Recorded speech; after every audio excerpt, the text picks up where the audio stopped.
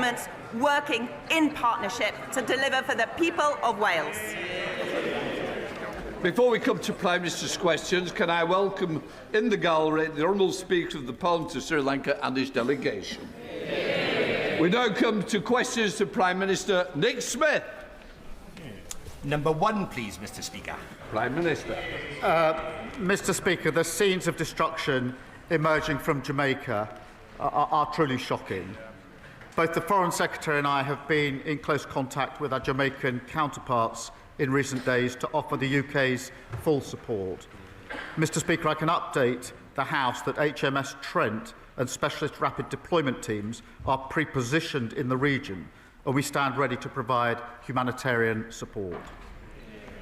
Mr. Speaker, Awab Ishaq died 5 years ago from a respiratory condition caused by exposure to black mould in his flat in Rochdale.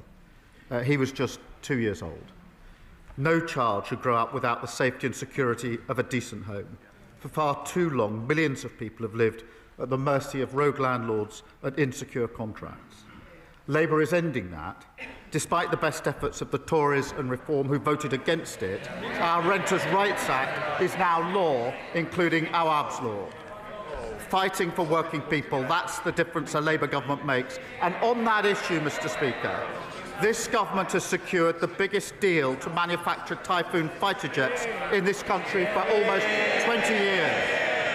We secured that deal because the UK is back as a leading and trusted member of NATO. A timely reminder for the Green Party, whose policy is to take us out of NATO, the Putin-friendly Reform Party, who would have no standing with NATO, and for the leader of the opposition, you don't win NATO deals by not turning up to NATO summits. Mr. Speaker, this morning I had meetings with ministerial colleagues and others. In addition to my duties in this House, I shall have further such meetings later today. Nick Smith. Mr. Speaker, can I associate myself with the Prime Minister's remarks about supporting Jamaica? Across our country and in Blaenau Gwent and Rumney, off-road bikers are a menace. They tear up our environment and turn our streets into racetracks. After years of Tory cuts, Gwent police are tackling this now. So does the Prime Minister agree with me that police forces and communities like mine are seeing the difference that Labour can make in power? Well, I share my honourable friend's determination that everyone feels safe and secure in their community. Neighbourhood policing was decimated by the party opposite, and we're restoring it with 3,000 extra officers by spring. We're also giving them the powers, Mr. Speaker, they need, including tough new respect orders that allow the police to seize and destroy vehicles within 48 hours. The Tories walked through the lobbies with Reform in voting against our crime and policing bill. The opposition, Kemi Badenoch. Thank you, Mr. Speaker.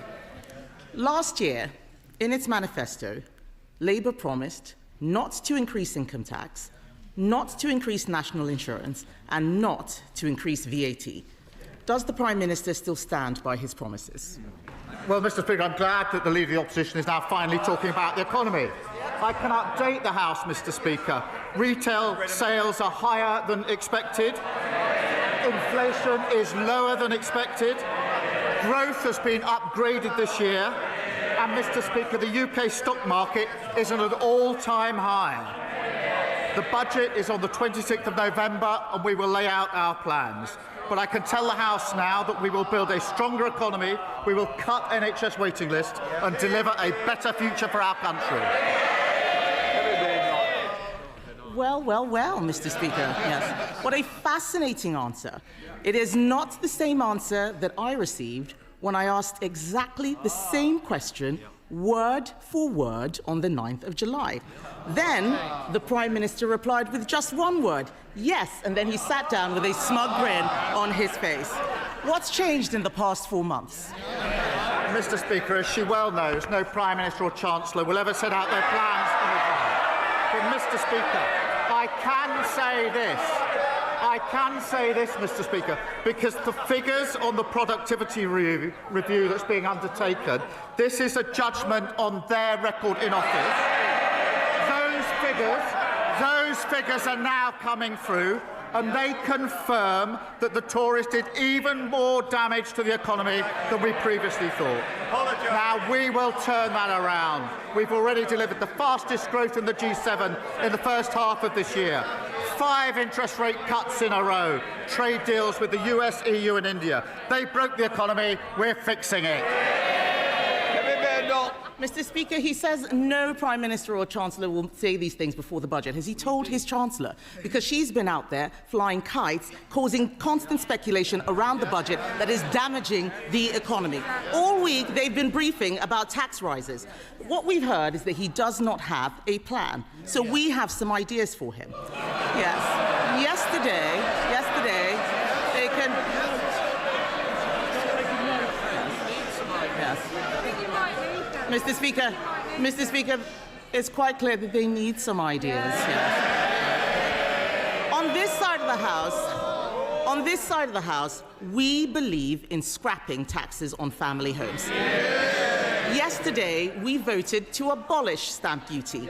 They voted against it. Even the Deputy Prime Minister, or the former Deputy Prime Minister, who resigned in disgrace for not paying stamp duty, voted to keep it. So, Mr. Speaker, I will remind them, on this side of the House, we know that abolishing stamp duty is how we get young people on the housing ladder and get the economy growing. So why won't he scrap this terrible tax? Why didn't they do it then in 14 years in office? Mr. Speaker, as I said, the productivity review figures are now coming in, and they show the true extent of the damage that they did. And she asked us to take advice from them. We all know, these figures are coming out, we all know that austerity damaged the economy on their watch. The botched Brexit deal damaged the economy on their watch. Liz Truss's mini-budget damaged the economy on their watch. So we'll take no lectures or advice from them on the economy. They won't be trusted on the economy for generations to come. And, Mr. Speaker, that's why at our budget, I can be clear, there will be no return to austerity. That's what broke the country. No return to the instability of their mad borrowing spree. And we'll end the unfairness and low growth that squeeze living standards for working people. That's the path to national renewal. Kemi Badenoch. Mr. Speaker, Conservatives reduced the deficit every year until the pandemic.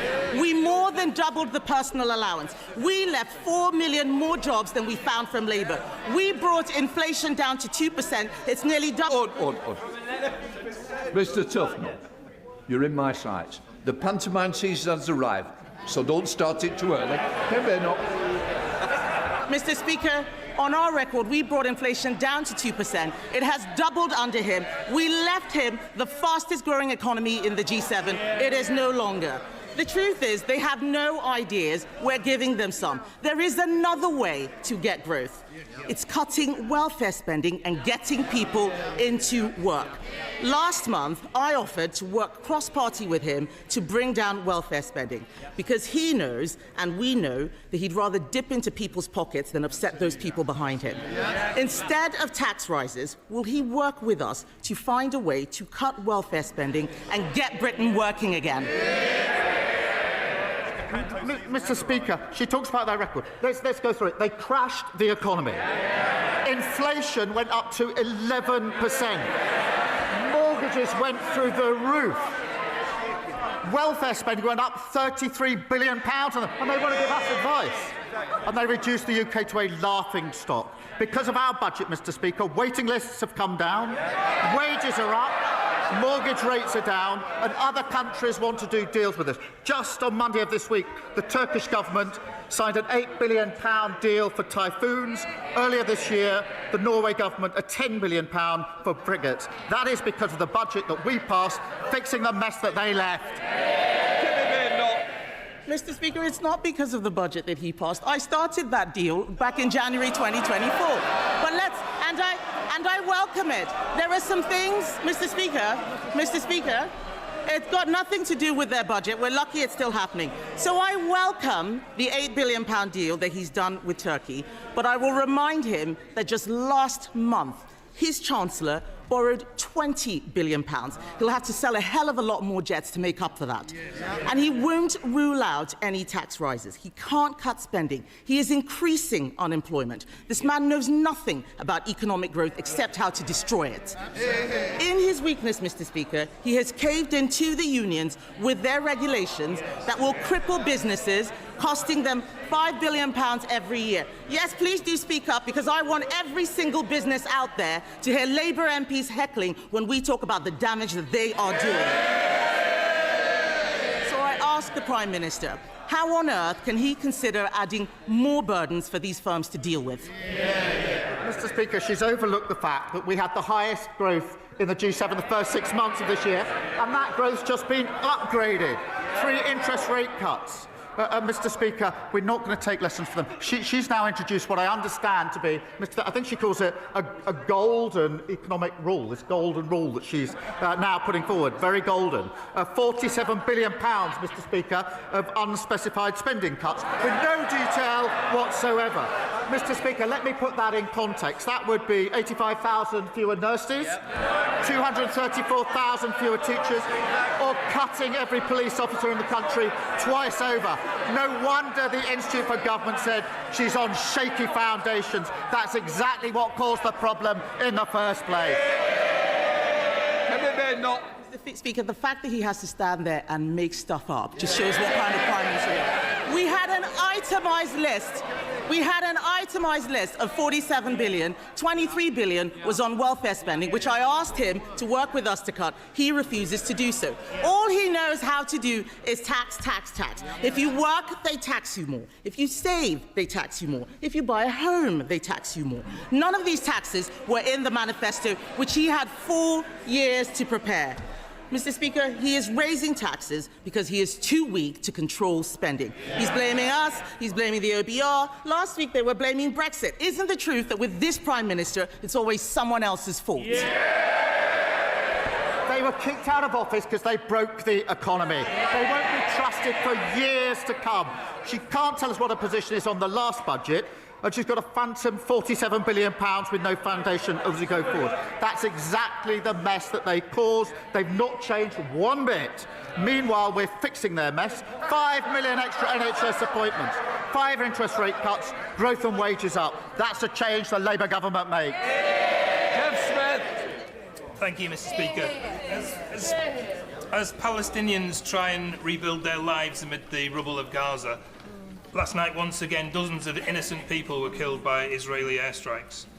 What will the UK do, along with our international partners, to hold the Netanyahu government to account for its actions? And what more can we do to ensure that aid gets in, as the IDF blocks aid in breach of both the peace agreement and international law? Well, I thank him for raising this, and I'm deeply concerned, Mr. Speaker, by the strikes, and that underlines the fragility of the ceasefire deal. All sides need to uphold President Trump's peace plan. It is the only route to long-term peace for Israelis and Palestinians. We are, of course, in close touch with the US and regional allies, pushing for de-escalation. Mr. Speaker, the scale of destruction in Gaza is unimaginable. The immediate priority remains getting aid in at the speed and the volume needed. Thank you. We come to the Leader of the Liberal Democrats, Sir Ed Davey. Thank you, Mr. Speaker. And can I associate myself with what the Prime Minister said about Jamaica and indeed all those islands and countries affected by Hurricane Melissa? Our thoughts and prayers are with all those affected. And I'm sure the whole House will want to join me in paying tribute to Prunella Scales, Mr. Speaker. I suspect I'm not the only member of the House with a Fawlty Towers DVD box set. She will be greatly missed. Mr. Speaker, across Europe, in countries like Poland, Germany and France, we've seen evidence of dangerous Russian interference in their politics. Last month, the former leader of a major party in Wales pleaded guilty to taking bribes to make pro-Russian statements. The evidence shows Nathan Gill was a close confidant of the current Reform Party leader for years. So does the Prime Minister agree with me that it's time we had an in-depth investigation into Russian meddling and money in British politics? Joining his comments on Prunella Scales, and on this question of Russian interference, it is a serious problem in countries across Europe, including in our country, where it's a constant threat. And Mr. Speaker, for NATO allies, the conflict in Ukraine and dealing with Russian aggression is the #1 issue. And that is why I have to say the Reform Party would be an absolute disaster for our defence. We are a trusted member of NATO. We wouldn't be a trusted member if we were Putin friendly. We are leading the coalition of the willing, giving security and comfort to 30 other countries that will collapse under reform because they're Putin friendly, and it'd be a real threat to our defence and our security. Sir Ed Davey. Mr. Speaker, I'm grateful for the Prime Minister's reply, and I agree with him on Ukraine, but I do hope he will look at an investigation into this Russian interference in our politics. Mr. Speaker, last week I questioned how he can accept the damage of Brexit while refusing to do anything meaningful about it. The damage is clear, with the Financial Times reporting that lower productivity growth alone has blown a £20 billion black hole in the public finances, just part of the Brexit black hole that Conservatives and Reform will not apologise for. Last week, he rejected my plan for a new customs union. So can I ask him what action he will take to change the Brexit deal, or is he just planning to complain about it? Well, he must have overlooked the fact that there was a UK-EU summit earlier this year in which there were 10 strands to the change that we've already agreed in relation to relationship with the EU, including closer trading relationships, including closer work on defence and security, and that is an iterative process that we will continue into next year. But he's absolutely right about the botched deal of the last government, the damage that's done to our economy, and we're just seeing some of the figures coming through in relation to that. That's one of the reasons, or one of the factors behind the way they crashed the economy. Jonathan Brash. Thank you, Mr. Speaker. Football is a game based on fairness, yet brilliant clubs that unite communities every week, like Hartlepool, are being held back by a fundamental unfairness. The 3-Up campaign, backed by 72 National League clubs, including Hartlepool United, and championed by Hartlepool legend Jeff Stelling, seeks to grant a third promotion place from the National League to League 2. This simple change will be transformational for these historic clubs, many of which are over a century old. Now, while I accept Arsenal may never directly benefit from such a change, does the Prime Minister agree that this campaign to put football first would help the new football regulator protect club heritage, ensure stability and put fairness and fans back at the heart of our game? Well, can I start by wishing Hartlepool United the best for this season? He will appreciate the structure of the leagues is a matter for leagues themselves, but I do commend his campaign and everything that he's putting behind it. I also want to pay tribute to the staff, the fans and the players at Sheffield Wednesday at this difficult time. Mr. Speaker, we've delivered the independent football regulator to stand up for fans and make sure clubs have fit and proper owners. The party opposite used to support that, but now they oppose it. Gavin Robinson. Mr. Speaker, the Prime Minister has a deep understanding of policing in Northern Ireland and the importance of it. He knows about the ongoing national security threat. Indeed, he knows about the additional costs of dealing with the legacy of our past. And he knows that the PSNI has been underfunded. He knows that the Northern Ireland Executive have rightly brought forward a stability programme for them. He knows that they are under strength, because New Decade, New Approach in 2020 suggested there should be 7,500 police officers in Northern Ireland. Today there are 6,200.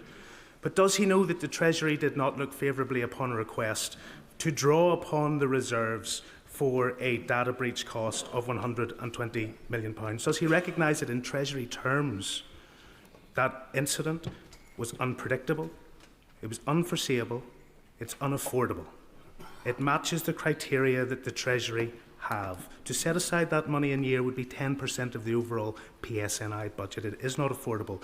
Can I ask him, in engagement with the Chancellor, to think about this issue again and to ensure that our police service of Northern Ireland and the national security threat that they face is not hampered by in-year financial rules?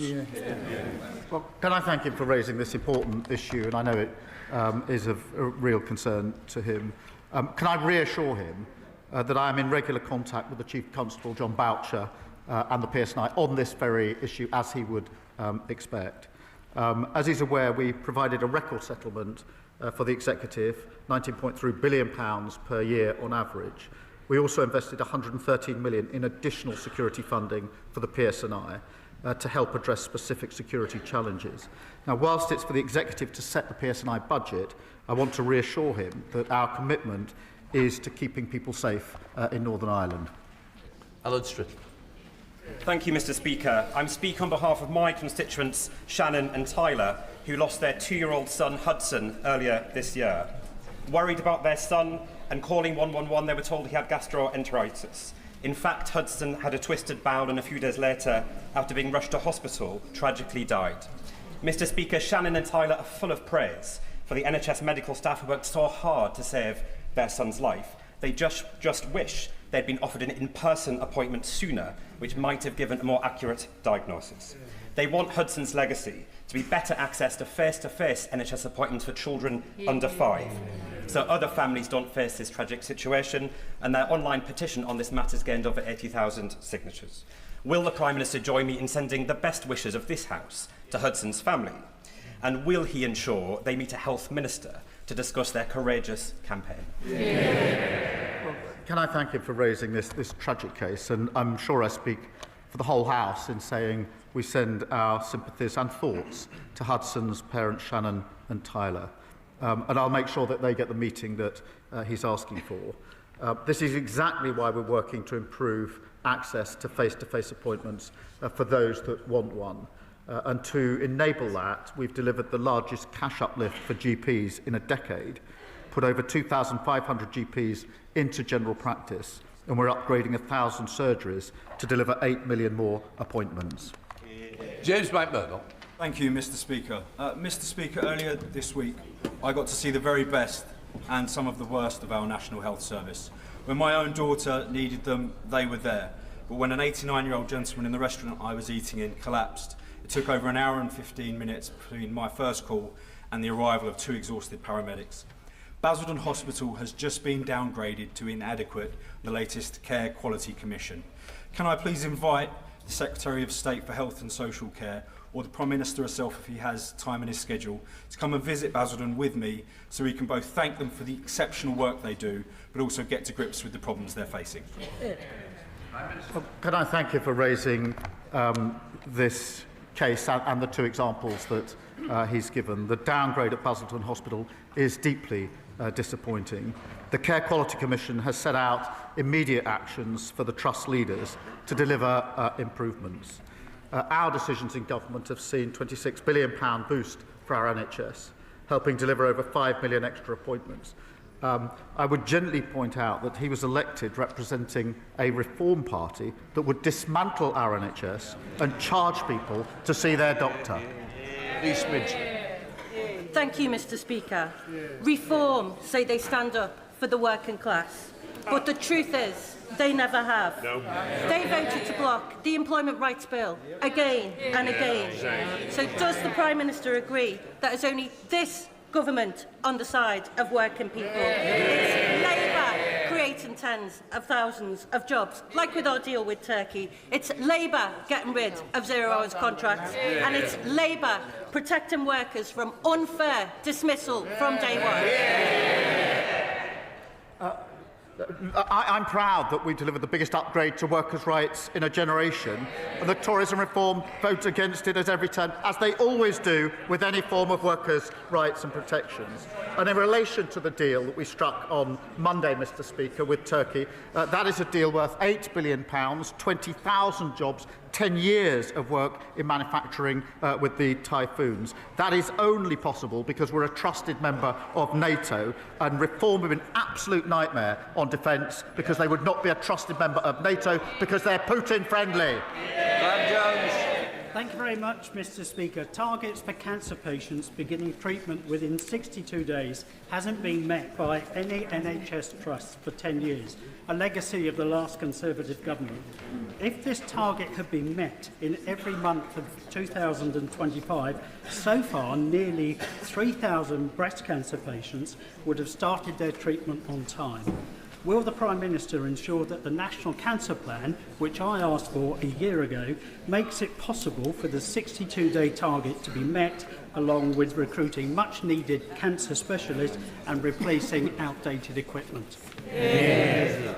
Well, I thank him for raising this, and I know this is personal to him. We are investing £600 million to improve diagnostic capacity and rolling out new radiotherapy machines, including in his local trust, I'm pleased to say. We have seen real improvements. 148,000 more people now have cancer diagnosed or ruled out within 28 days, but I acknowledge there is more to do on this. The National Cancer Plan will set out how we will go further and deliver the best care for every patient. Mr. Speaker, the big four banks have been allowed to abandon our high streets, basically closing them with impunity. Between 1999 and 2025, my constituency alone has lost banks at Guildhurst, Newbigin-by-the-Sea, Bedlington and Blythe. In this, Mr. Speaker, is at the same time these banks made more than £40 billion profit in last year alone. They're absolutely drowning in cash. The manifesto pledge to roll out 350 banking hubs is to be welcomed, but its quirky, almost bizarre qualifying criteria needs detailed revision. Will the Prime Minister commit to a wholesale review of personal face-to-face banking, which would enable local residents and local businesses, alongside many vulnerable people, to access their own money in their own time on their own high street? Well, can I thank you for raising this? And I know how important face-to-face banking is on our high streets. We have committed, as he says, to rolling out 350 banking hubs across the United Kingdom. Over 180 are already open. I want to reassure him that 350 is not the limit. While decisions over hubs are taken independently, they can be rolled out wherever a community needs one. And I'm happy to make sure the relevant Minister follows up with details for him. I will. Mr. Speaker, I'm proud that the last government introduced the triple lock and we're committed to keeping it. But from...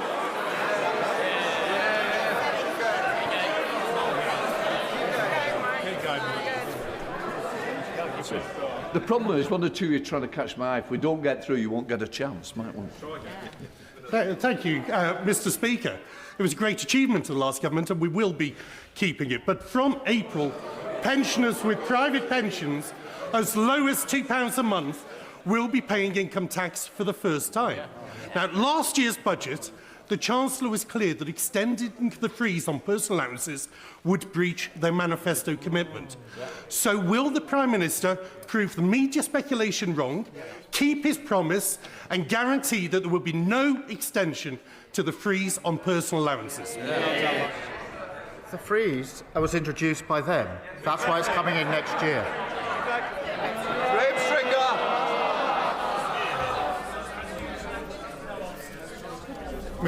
Mr. Speaker, the Honourable Member for West Suffolk, when he was an official, produced a devastating report on the Home Office.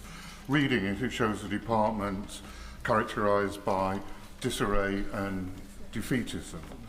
There have been 12 Home Secretaries over the last 30 years, some better than others, but none have managed to get this department in order to deliver the services that people should expect in this country. Will the Prime Minister give the new Home Secretary the necessary resources and policy interventions to make sure that she can be successful? Yes, she's bearing down on the challenges the Home Office, most of them inherited from the last government, and we will make the changes necessary, and I have every confidence in the Secretary of State to do so. Fan of the House, Sir Edward Lee. After all the hatreds in the world today, wasn't it a lovely moment to see the King and the Pope pray together in the Sistine Chapel? Doesn't it give us hope that these historic divisions can be resolved? And doesn't it give us hope that despite the fact that Ukraine and Gaza may seem intractable problems, if we have the will to preserve the freedom of all people to live in their own country, and if we have the will to have faith in our common humanity, these problems can be resolved and we can win through. Can I agree with him? I thought the King and the Pope praying together was an incredible message to the world and very, very powerful. And I agree with him that if we all work together, we can actually bring people together, notwithstanding the very many difficulties and challenges that poses around the world and in our own country. It's why, so far as we can, we should be uniting on national patriotic renewal in this country, rather than the toxic division that we see on some of the benches opposite. Daniel Zeitner. Mr. Speaker, Cambridge is one of the most intensive science and innovation sectors clusters in the world, and that success is based on openness to talent. Now, at the moment, in many American universities, there are many well-qualified people pondering their futures. What a fantastic opportunity, but it is a global competition. So can I ask the Prime Minister what our government is doing to make their destination of choice the United Kingdom? Well, my honourable friend's constituency is just one example of why the United Kingdom is a world leader in educating and attracting the brightest minds. Our immigration white paper includes changes to make sure more of the world's best graduates and entrepreneurs start their careers and their businesses here. Mr. Speaker, we're also boosting our R&D sector with more than £86 billion, making sure we continue to attract the best and the brightest. Alison Grace. Thank you, Mr. Speaker. Last weekend, I spoke to Paul, who runs Bar Humbug Sweets in Littlehampton. And yesterday, I heard from Matt, a tech entrepreneur whose British company employs thousands worldwide. Their businesses couldn't be more different, but they both told me the same thing. This government is piling on new taxes, regulation and costs that make it harder to create jobs, invest and grow. So when will the Prime Minister stop choking opportunity and start backing the people who create jobs in the first place? Well, Mr. Speaker, our small business plan was widely welcomed by small businesses across the country, not least because of their input into it. But she complains about the measures we had to take at the last budget, including national insurance. It says chose to take. They still can't say whether they'd reverse them. They know nothing about the damage they did to our economy. Janet Davey. Mr. Speaker. Mr. Speaker, I'm wearing all black today, and that's to demonstrate my sorrow due to a fatal stabbing that took place in my constituency yesterday. Now, we all know that one death is one death far too many, but I've had 2 deaths in my constituency in the last few weeks. My community needs reassurance. Knife crime must end. Can the Prime Minister say what more his government is doing to tackle knife crime? Well, can I thank her for raising these tragic cases which have a huge impact on families, friends and communities. And I know that she's a passionate and dedicated campaigner on this issue.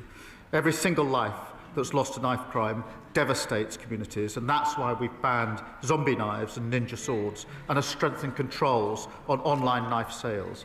Mr. Speaker, we're also giving stronger powers for police in our crime and policing bill, which both the Conservatives and Reform voted against. Glover. Thank you, Mr. Speaker. I had the recent privilege to visit Fitzwarren School in my Oxfordshire constituents, Didcot and Wantage, the only special school that we have, and see the excellent care and education that they provide.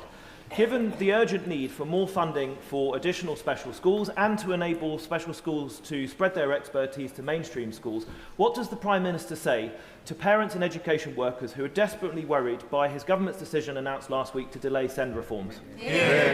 Well, I'm grateful for him raising this, and I think the broken SEND system is the issue that's been raised with me more frequently than any other issue at Prime Minister's questions. That's why we do need to review it. It's not working for any of those involved, particularly children and parents. It is important that we get it right, and insofar as we can, that we get a consensus about how we go forward, and that's what we're attempting to do.